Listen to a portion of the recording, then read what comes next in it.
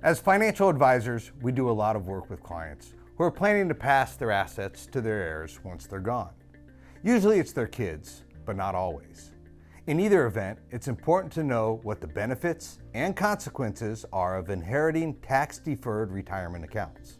It's the tax-deferred characteristic that can trip some people up, either because they didn't know the rules or because they didn't think those rules applied to their situation. Whenever you inherit an IRA, a 401k, or other retirement account, you will ultimately be required to take a minimum amount of money each year and pay taxes on it.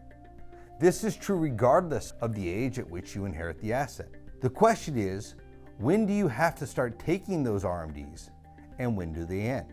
Here are some things you need to know. First, if you're a surviving spouse, you have some flexibility when you inherit an IRA. Typically, you can either treat it as an inherited IRA or you could transfer the asset to your own IRA, at which point you then become the new owner. But keep in mind that if you make yourself the new owner, if you're under age 59 and a half and you need access to the money, you'll have to pay a 10% early withdrawal penalty for doing so. On the other hand, if you leave it in your deceased spouse's name and you treat it as an inherited IRA, there are no RMDs for you until that spouse would have reached their own RMD age, either 73 or 75, depending on their birth year. With these options, since you are not the owner of the inherited IRA, there are no penalties for distributions before you reach age 59 and a half. Okay, that's for spouses, but for non-spouses, the rules are different and a bit more complicated. When you inherit an IRA as a non-spouse, you have a required minimum distribution on that inherited IRA, even if you're nowhere near your own RMD age, and this includes inherited Roth IRAs. The issue is when the distributions must happen. Also, as a non-spouse, you're not allowed to transfer or roll over funds from an inherited IRA directly into your own IRA. When you distribute funds for any reason, it's like receiving a check that's payable to you, and it's a taxable distribution. You also can't do a 60-day rollover with inherited IRA funds, nor can you convert them to a Roth. Yes, these rules are tight, but there is no 10% early withdrawal penalty on an inherited IRA. You'll be taxed on any funds you take out unless it's qualified Roth distributions, but you won't have a penalty. Now here's where the complexity really kicks in. If the IRA owner died prior to 2020 and had not reached their RMD begin date, then you had two options as the non-spouse beneficiary.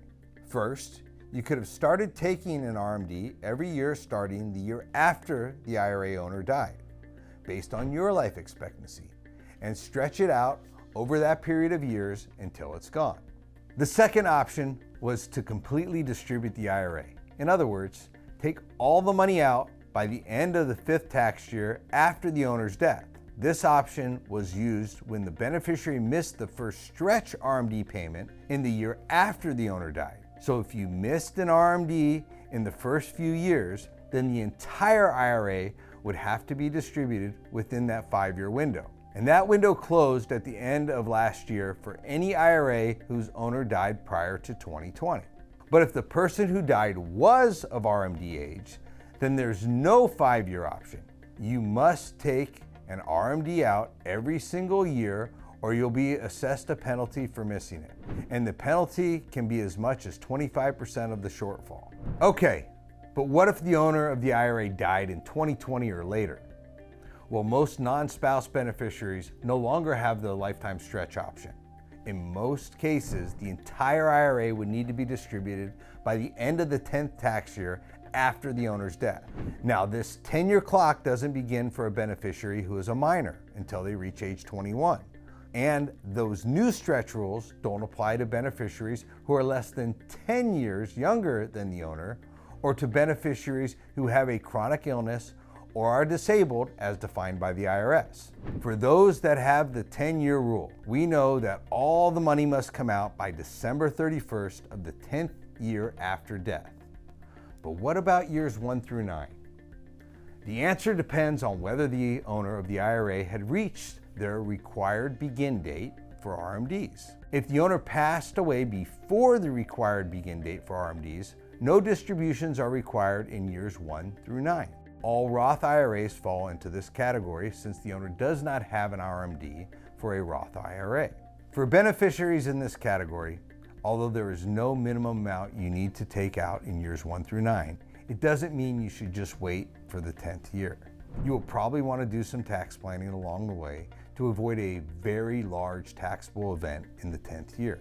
But what if the owner had reached their required beginning date for RMDs? In this case, the beneficiary does have an RMD in years 1 through 9.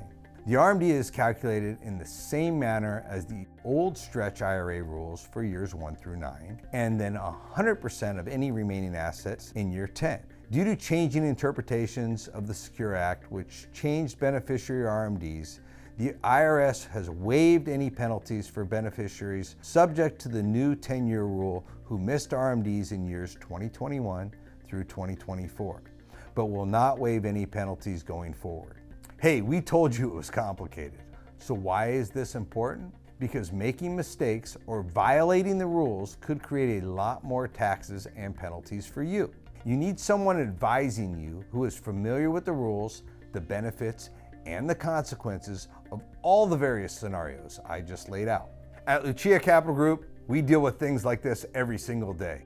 If you're in a situation where you're inheriting taxable assets, or you plan on giving taxable assets to anyone after you're gone, it's a really good idea to talk it over with one of our advisors so we can help you to avoid paying any unnecessary taxes and penalties. It is also a good idea to introduce your beneficiaries to your financial advisor.